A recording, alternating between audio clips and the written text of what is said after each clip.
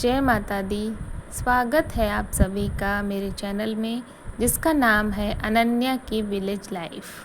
आप सभी लोग अपना कीमती समय निकाल कर मेरी वीडियो को देखते हैं, लाइक करते हैं और कमेंट करते हैं। इसके लिए मैं आप सभी को बहुत बहुत धन्यवाद देना चाहती हूँ। और यहाँ पर चाय बन रही है। प्रखर ने आज फिर से चाय बनाई है और देखिए इसके अंदर ये है कि ये देखता है ना, हम कहते हैं ना कि बच्चे जो भी देखते हैं वो सीखते हैं। तो इसने सामान जहाँ से उठाया है वहीं पर रखा है। तो चाय हम लोगों ने पी और दूध ख़त्म हो गया था।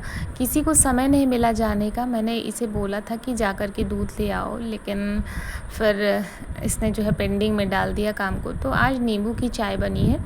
अभी शाम में जा कर के कोई ना कोई दूध लेकर के आएगा। और सभी को थोड़ा थोड़ा सा भूख लगी थी, तो थोड़ा सा पापड़ चिप्स जो है वो मैंने फ्राई किया।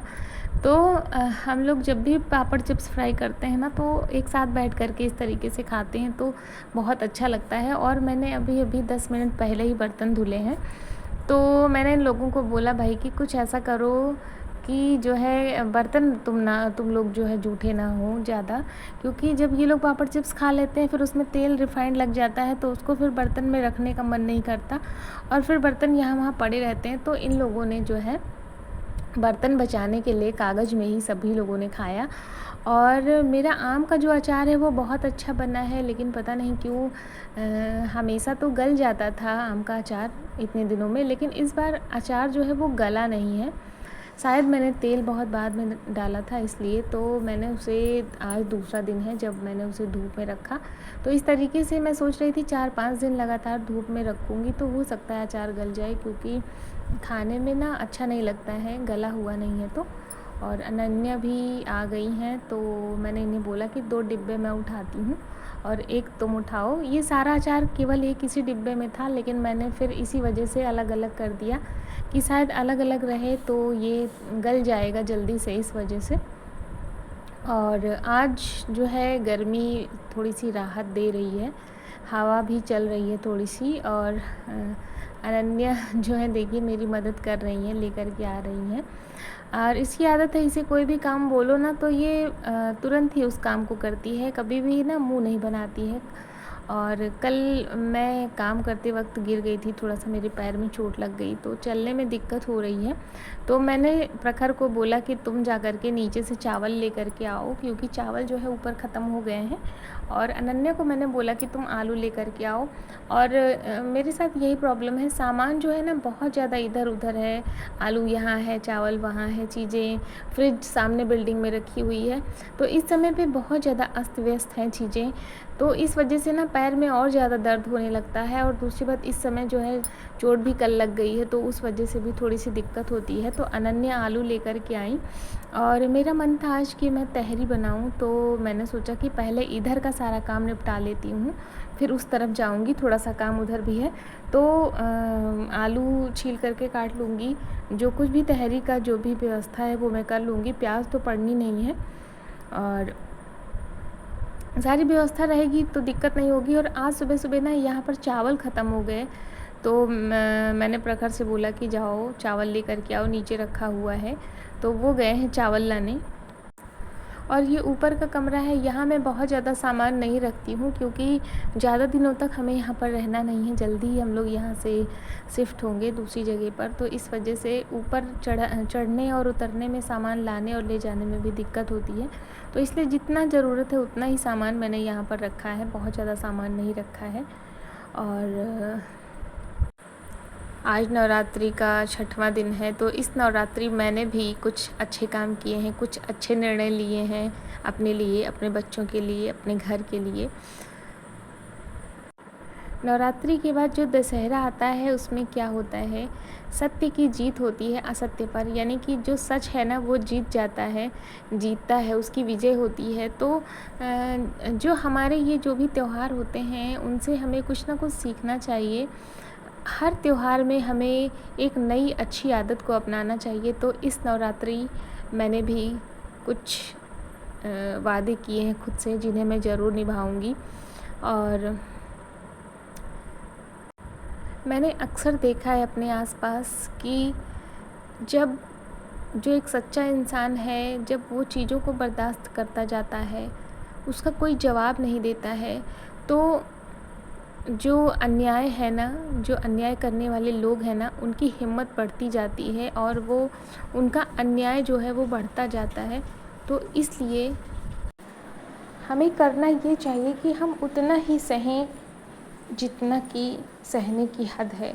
उससे ज़्यादा हमें सहने की कोई ज़रूरत नहीं है, क्योंकि हमारे आत्मसम्मान की रक्षा करना, खुद के बारे में सोचना और अपना सम्मान बनाए रखना हमारी खुद की ज़िम्मेदारी है, हमारा खुद का उत्तरदायित्व है।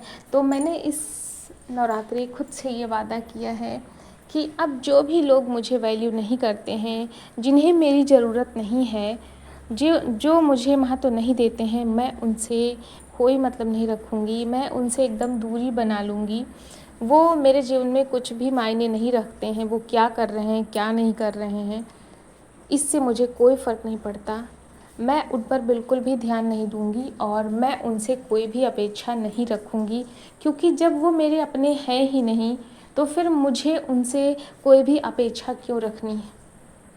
क्योंकि अपने तो वो होते हैं ना, जो हमारे मान सम्मान का ख्याल रखें, हमें महत्व दें, और जो हमें निरंतर नीचा दिखाएं, हमसे ईर्ष्या रखें, हमें लगातार पीछे की ओर खींचने की कोशिश करें, हमारे काम में बाधक बने, वो कभी हमारे अपने हो ही नहीं सकते।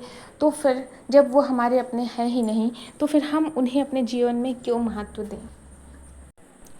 और ये निर्णय मुझे बहुत पहले ले लेना चाहिए था, लेकिन मैं हर बार समझौता करती गई, हर बार मैं उन लोगों को माफ़ करती गई।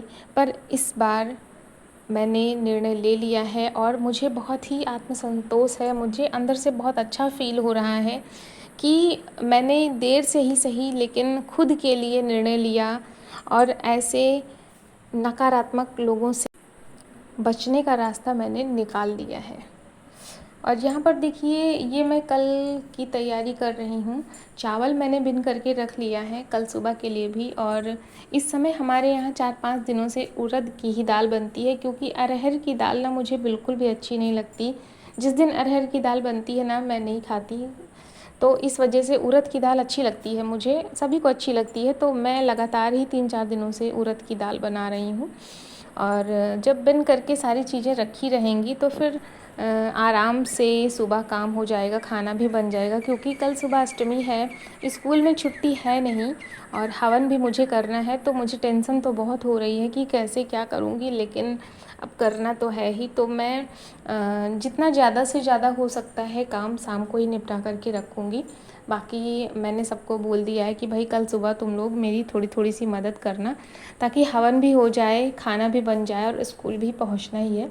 और ऊपर का सारा काम मैंने ख़त्म कर लिया है। यहाँ पर कपड़े जो हैं वो सुबह से ही पड़े हुए हैं। हम लोग कपड़े इधर साइड में है, ये पीछे का पोर्शन, यहाँ पर जो है कोई आता नहीं है, तो यहाँ पर हम लोग कपड़े फैला देते हैं। तो शाम को ही मैं यहाँ से कपड़े उठाती हूँ। तो अब कपड़े उठा करके रख दूँगी मैं। और अगर कपड़े ना रखो तो सुबह बहुत ही ज़्यादा जो है शोर मचने लगता है, बहुत ज़्यादा बच्चे चिल्लाने लगते हैं कि कहाँ कौन सा सामान है। तो शाम को ये ज़िम्मेदारी बन जाती है कि सभी के जो भी कपड़े हैं जो इन्हें सुबह पहनना है वो बिल्कुल व्यवस्थित रखे जाएं, ताकि इन्हें ढूंढना ना पड़े। और सारा काम मैंने निपटा लिया है। उधर भी जो मुझे काम था वो निपटा करके आ गई हूँ, अंधेरा हो गया है।